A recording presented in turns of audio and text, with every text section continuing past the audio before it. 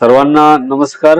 दूरशिक्षण आणि ऑनलाईन शिक्षण केंद्र शिवाजी विद्यापीठ मध्ये BA भाग 1 सत्र 2 साठी आता जे विद्यार्थी प्रवेशित आहेत त्यांच्यासाठी या मार्गदर्शन सत्राचे म्हणजे ओरिएंटेशन सत्राचे आयोजन करण्यात आलेले आहे. हे ओरिएंटेशन सत्र जे आहे ते इतिहास विषयाच्या अभ्यासक्रमाच्या संदर्भात आहे. म्हणजे आपल्यापैकी ज्या लोकांनी आपला BA मध्ये आपला इतिहास विषय निवडलेला आहे, इतिहासचा एक पेपर ज्यांचा आहे, तर त्या विद्यार्थ्यांसाठी आयोजित केलेले हे संपर्क सत्र आहे, मार्गदर्शन सत्र आहे. ठीक आहे. तर तुमच्या सर्वांचा इतिहास आहे विषय. एकदा हात वर करा, प्रत्येकाने हँड रेज केले तर मला एकदा कळेल. इतरांनी पण काही थोडी माहिती मी सांगेन, त्यात ती ऐकली तरी चालेल, काय हरकत नाही.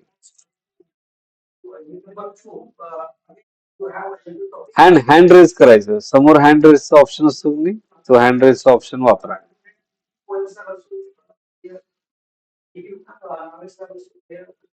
रेज हँड असा ऑप्शन असतो.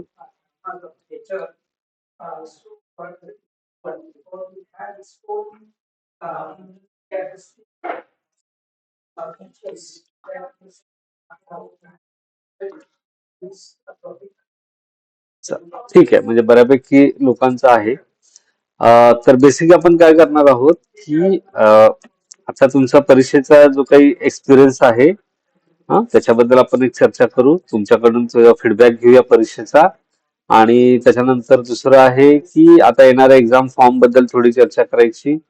आणि त्याच्यानंतर पुढचे कॉन्टॅक्ट सेशन, असाइनमेंट्स आणि आपला जो कुठला पेपर आपल्याला आहे आता पुढच्या सेमिस्टरला, तर त्याच्याबद्दल थोडी माहिती, असं आपण एक जनरल चर्चा करूया. ओरिएंटेशन मध्ये इतकी चर्चा आता आपल्याला अपेक्षित आहे. ठीक आहे. तर पहिल्यांदा आपण बघू की आता जी काही तुमची सेमिस्टर 1 ची परीक्षा झाली, आता सगळ्यांचा निकाल लागलेला असेल.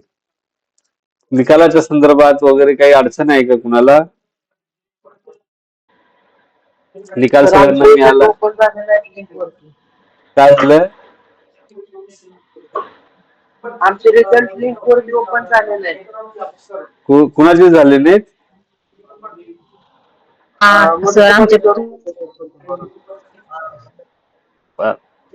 किती जणांचे झाले नाहीत? आता मला कसं सर निकालच ओपन नाही झालेला. नाही झालेला ना? नाही झालेले कोणाचेच. बर. नाही झाले. तुझा किती मार्काचा पेपर झाला होता?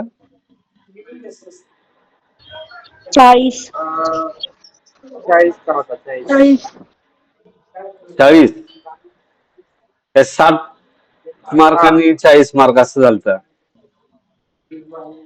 किती मार्काचा पेपर झाला होता? 60-40 पॅटर्न आहे सर. 60-40 आहे ना? आता ते आठवायला पाहिजे, ते महत्वाचं आहे आपल्याला. महत्वाचं आहे की नाही? तर निकालच नाही दाखवत. नाही मी दाखवत. आपण पॅटर्न बद्दल बोलतोय. 60-40 पॅटर्न होता का तुमचा? हो सर. 60. हो 60-40 होता. बरोबर. म्हणजे पहिलीच गोष्ट आहे, 60-40 पॅटर्न जो आहे त्याचा निकाल लावण्याची प्रक्रिया चालू आहे. ठीक आहे. तर ती झाली, आता थोड्या दिवसात आपल्याला कळेल आणि त्यानुसार म्हणजे तुम्हाला तारीख कळून जाईल कधी लागेल. काय होतं पण असं काय होतंय, आम्हाला कोणी इन्फॉर्मेशन देत नाही आपल्याला हो ना. तुम्ही आता ओरिएंटेशन घेतलं की नाही, आता मी सांगतोय की 60-40 चा जो निकाल आहे, तुमची पहिली बॅच आहे, तुमची बॅच MA ची पहिली बॅच, असे जे 60-40 पॅटर्न मध्ये आहेत, ते पॅटर्न नवीन आलेला आहे. तर त्याच्या हिशोबानं आपल्या निकालाची एक प्रोसेस चालू आहे. ती झाली की तुमचा निकाल तुम्हाला दिसेल. ठीक आहे. ते निकालाचं क्लिअर झालं. तर त्याला आमच्या मुलीची सगळी जे FYB जेवढे मुलं आहेत ना, तेवढे सगळे विचारत आहेत की आमचा रिझल्ट ओपन होत नाही म्हणून. नाही ठीक आहे ना, मी रेग्युलरचं आणि तुमचं फरक पडतोय. डिस्टन्सच्या जे नवीन बॅचचे विद्यार्थी आहेत त्यांचा निकाल लागायचा. ठीक आहे. ओके. आता दुसरा काय की निकाल लागला की आपल्याला एक्झाम फॉर्म भरायचा. नेहमी तुम्ही जसं आता तुमच्या लॉगिन मधनं एक्झाम फॉर्म भरला होता ना, तर त्या पद्धतीने एक्झाम फॉर्म भरायचा. परीक्षा विभागानं परीक्षा चालू व्हायच्या तारखा कळवलेल्या आहेत. ठीक आहे. एकच मिनिट तुम्हाला मी बघून त्याची तारीख सांगतो. तर जसं मी तुम्हाला म्हणालो होतो की आपलं जे परीक्षा आहे ती 4 एप्रिल पासून साधारण चालू होईल तुमची परीक्षा. आणि आपण ज्या पद्धतीनं मागच्या वेळी एक्झाम फॉर्म भरलेला होता की आपलं स्टुडंट लॉगिन मधनं जायचं आणि तिथे एक्झाम फॉर्म भरायचा, त्याची प्रिंट काढायची, ऍडमिशन फी एक्झाम फी भरायची, त्याची प्रिंट काढायची आणि आपल्या स्टडी सेंटरवर ती जमा करायची. आता तुमच्यापैकी समजा कुणाचा MA फर्स्टला आता निकाल लागल्यानंतर तुम्ही फॉर्म भरणार, तर MA फर्स्टचा एखादा विषय राहिला असेल तर त्याचा निकाल पण त्याचा एक्झाम फॉर्म पण तुम्हाला याच्यासोबत भरता येतो. ठीक आहे, तर त्या हिशोबानं पण तुम्हाला रिपीटरचा फॉर्म देखील आता भरता येईल. हा, तर हे परीक्षा आणि परीक्षा फॉर्म याच्याबद्दलच्या सूचना होत्या. ठीक आहे, एक्झाम मध्ये काही प्रॉब्लेम नाही आला ना सेमिस्टर 1ला तुम्हाला काही? नाही नाही प्रॉब्लेम नाही काय. ठीक आहे.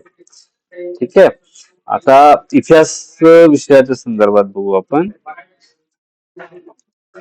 आता तुम्हाला मागच्या वेळी जे आपला पेपर होता त्याची पुस्तकं मिळाली? हो, पुस्तकं कलेक्ट केली होती कॉलेजमध्ये. मिळाले ना सगळ्यांना, बऱ्यापैकी पुस्तकं मिळालेली. हो, हो, मिळाली. काय झालं मॅडम? मॅडम काय तर म्हणत होतं? हो हो मिळाली आहेत सर मिळाली आहेत पुस्तकं. ना? हा, ठीक आहे. हा. हा, ठीक आहे. म्हणजे आता त्याच पुस्तकामध्ये दुसरा भाग जो आहे तो आपला येणाऱ्या सेमिस्टरचा पेपर आहे. ठीक आहे, आपला जो दोन्ही पेपर जे आहेत ते छत्रपती शिवाजी महाराजांच्या आणि मराठा इतिहासाशी संबंधित आहेत. हा, तर त्या हिशोबानं त्या 2 पेपरची रचना केलेली आहे. दोन्ही तुम्हाला एकत्र दिलेले आहेत इतिहासाचे पेपर. ठीक आहे, तर त्यातला पहिला भाग आता तुम्ही सेमिस्टर 1 साठी वापरला. आता दुसऱ्या भागाचा आपण थोडं सिलेबस बघू कशा पद्धतीने आहे. हा, पहिल्या भागाचं काय नाव होतं, काय आठवतंय?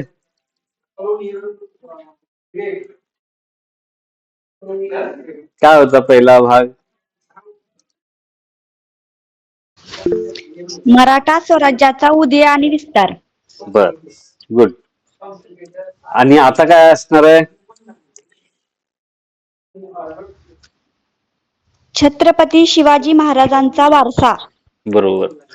हा, मग याचा अर्थ काय की आपण आता पहिल्यांदा काय केलं की पहिल्यांदा मराठा सत्तेचा उदय हा पाहिला, म्हणजे बेसिक राजकीय इतिहास समजा, त्याच्यातला प्रशासनाचा इतिहास तो आपण बघितला.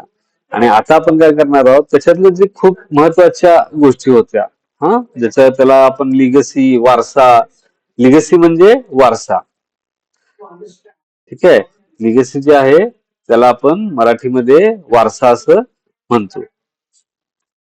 तर त्याच्या संदर्भातला हा सगळा पेपर आहे. तर या पेपरमध्ये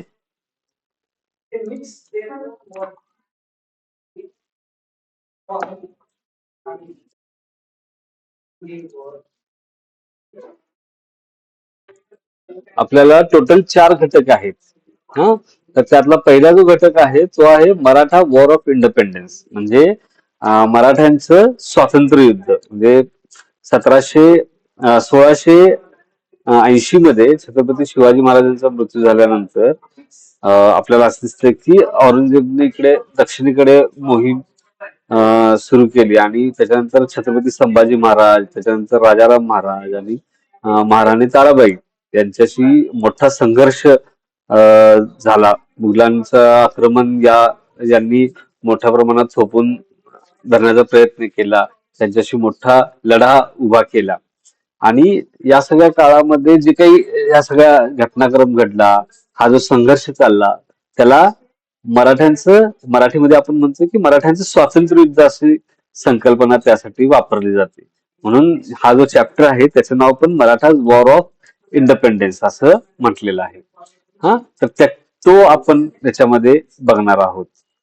त्याच्यानंतर दुसरा जो घटक आहे तो आहे ब्रेव मराठा वॉरियर्स. आता याच्यामध्ये सिलेबस बनवताना थोडं वेगळ्या पद्धतीनं हे केले की जे शिवाजी महाराजांचे सहकारी होते किंवा त्यांच्या नंतरच्या काळामध्ये मराठा सत्ता जी होती त्याच्यामधले जे सेनापती, सेनानी होते, तर त्यांची माहिती विद्यार्थ्यांना व्हावी म्हणून हा युनिट जो आहे, म्हणजे हा जो चॅप्टर आहे तो त्यात ऍड केलेलं आहे. त्याचं नाव आहे ब्रेव मराठा वॉरियर्स, म्हणजे शूर मराठा सेनानी असं आहे.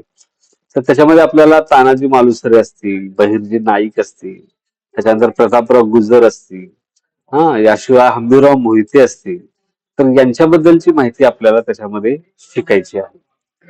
त्याच्यानंतर तिसरा जो घटक आहे तो आहे ऍडमिनिस्ट्रेशन ऑफ छत्रपती शिवाजी महाराज, म्हणजे शिवाजी महाराजांचं जे प्रशासन आहे तर त्याची माहिती आपल्याला घ्यायची आहे. आता या प्रशासन मधलं तर माहिती घेताना कशी आहे, तर ज्या गोष्टी खूप महत्वाच्या ठरल्या त्यांच्या सगळ्या ऍडमिनिस्ट्रेशन प्रशासन व्यवस्थेमध्ये, त्याची माहिती घ्यायची आहे. म्हणजे त्याच्यातलं अष्टप्रधान मंडळ जे आहे ते खूप महत्वाचं होतं. त्याच्या आधारावर राज्याची सगळं प्रशासन व्यवस्था चालायची आणि ते शिवाजी महाराजांनी तयार म्हणजे निर्माण केलेली गोष्ट होती. ते अष्टप्रधान मंडळ त्यांनी नेमलेलं होतं.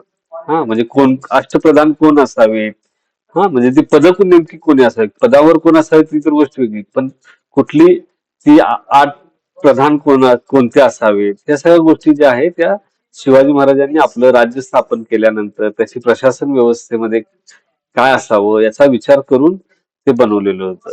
त्यामुळे त्याचा अभ्यास आपल्याला करायचा आहे. याशिवाय मराठा सत्तेच्या सगळ्या इतिहासामध्ये आपण बघतो की इथले जे किल्ले आहेत त्यांची खूप महत्वाची भूमिका होती. मग या किल्ल्यांचं प्रशासन नेमकं कसं चालायचं, याशिवाय मराठ्यांची नेमकी हत्यारं कोणती होती, वेपन्स म्हणजे हत्यारं, तर हत्यारं कोणत्या पद्धतीची ते वापरायचे, कुठली संसाधनं ते लढाईसाठी किंवा एकूणच या गोष्टीसाठी वापरायचे, तर हे आपल्याला याच्यातून पाहायचं आहे. याशिवाय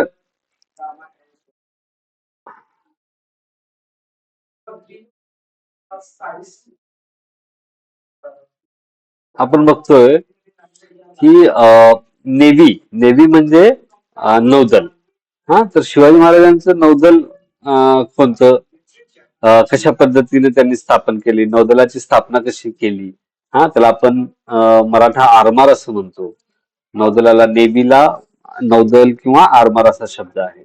तर त्याचा एक इतिहास आपल्याला याच्यातनं जाणून घ्यायचा आहे. कुठल्या पद्धतीत जहाज होती, त्याची प्रशासन व्यवस्था काय होती, हे सगळं आपण त्यातून शिकू. आणि चौथा युनिट आहे तो Chhatrapati Shivaji Maharaj policy of welfare, म्हणजे छत्रपती शिवाजी महाराजांची कल्याणकारी राज्याच्या ज्या काही धोरणं होती, कल्याणकारी धोरणं जी होती, पॉलिसी ऑफ वेलफेअर म्हणजे कल्याणकारी धोरणे, ती कोणती होती, तर ती कृषीशी संबंधित म्हणजे शेतीशी संबंधित होती. ऍग्रेरियन पॉलिसी, कृषी संदर्भातलं त्यांचं धोरण कसं होतं, धार्मिक धोरण कसं होतं, आणि त्यांची जी व्यवस्थापन त्यांनी जे काही आपल्या स्वराज्याचं केलेलं होतं मॅनेजमेंट, ते नेमकं कसं होतं, तर ते आपल्याला याच्यातून बघायचं आहे. एकच सेकंड, मला फोन येतो.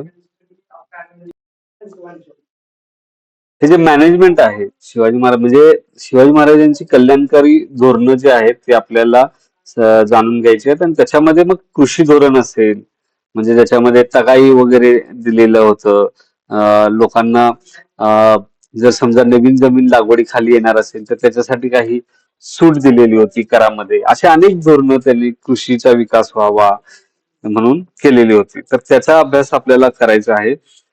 किंवा मॅनेजमेंट कौशल, ते राज्य कसं त्यांनी त्याची व्यवस्था कशी लावली, कारण नवीन राज्य होतं, राष्ट्रीय राज्यासाठी त्यांना एक नवीन राज्य व्यवस्था निर्माण करायला लागली आणि त्यातले स्किल्स नेमके कसे होते, तर हे आपल्याला याच्यातून समजून घ्यायचं आहे. तर असा हा तुमचा पेपर आहे.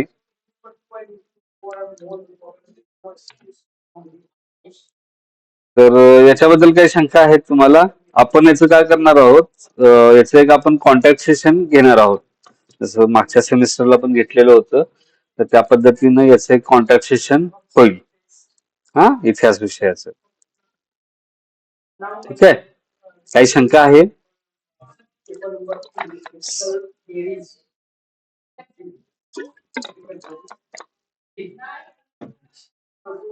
शंका आहे काही?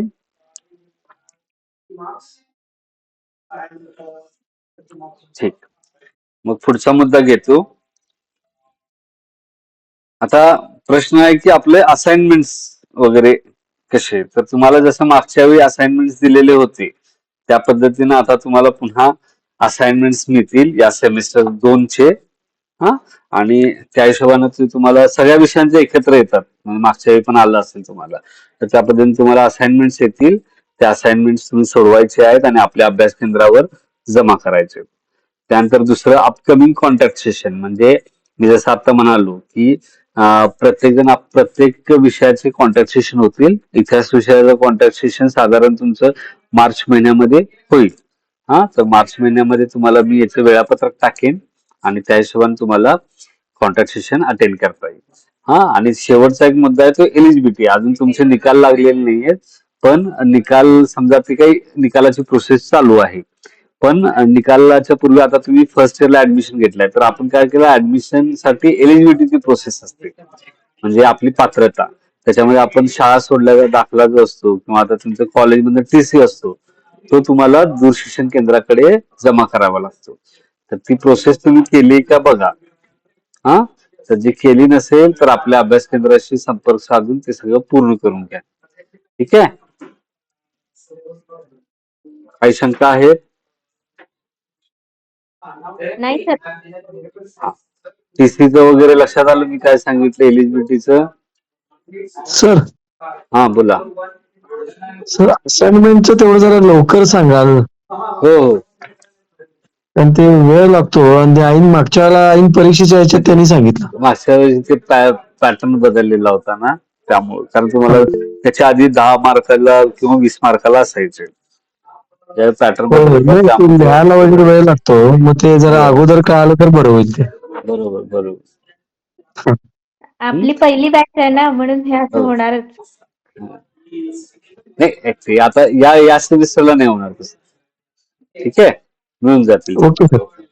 Okay okay. ठीक आहे, फक्त काय करा, हा, ठीक ट्रॅक आहे. ठेवा आणि हे करत राहा. म्हणजे मी तुम्हाला मी टाकेन, रणदिवे सर आहेत असिस्टंट प्रोफेसर BA चे, ते पण तुम्हाला गायडन्स करत राहतील. ठीक आहे. ठीक आहे. हो सर. हा, पुस्तकाच्या संदर्भात कुणाला काही समजा अडचण असेल, पुस्तक नाहीये, हा, तर मला किंवा रणदेव सरांना या पुस्तकाच्या संदर्भात मेसेज करा. मी तुम्हाला PDF वगैरे मिळत असेल तर पाठवून देईन. चला, ठीक आहे मग. हा, तर थांबूया आपण. काही शंका नसेल तर थांबूया. चालेल सर, धन्यवाद. हा हा, आणि तुमचे TCचं मात्र ती प्रोसेस करून घ्या. आता जरी समजा निकाल सगळ्यांचा लागला, ज्यांनी TC जमा केले नाही त्यांचा निकाल रिझर्व राहू शकतो. हा, तर त्यामुळे TC तुम्ही जमा करणं गरजेचं आहे. ठीक आहे. Okay sir. हा, ओके सर. चला, सर थँक्यू. आता तुम्ही कॉन्स्टिट्यूशन ते बोला ना. चॅप्टर वाईज घेणार की कसं घेणार आता मार्च मध्ये? मार्च मध्ये मी आता हा जो पेपर आहे की नाही आपला, 1 दिवसाचा असेल. ठीक आहे, 1 बरं. दिवसाचं म्हणजे त्यातले 2 तास. 2 बरं. तासात आपण घेऊया. बेसिकली काय लेक्चर नसतात, ते आपलं कॉन्टॅक्ट सेशन काय असतं त्याची संकल्पना तुम्हाला सांगतोय. त्याची ठीक आहे. हा. संकल्पना अशी आहे की तुम्ही अभ्यास करून यायचं आणि हा. तुमचे काही डाऊट्स असतील तर आपण त्याच्यावर चर्चा करायची. जर Yes, डाऊट्स yes. नसतील तरी चर्चा करायची, अशा अर्थानं ते असतं. येस. ओके ओके तर त्या ओके हिशोबानं ओके. हे करूया आपण. ठीक आहे. ठीक आहे. Okay okay sir, thank you. चला, तुम्ही सगळेजण जॉईन झालात त्याबद्दल तुमचे सर्वांचे आभार. धन्यवाद. ओके ओके, धन्यवाद सर.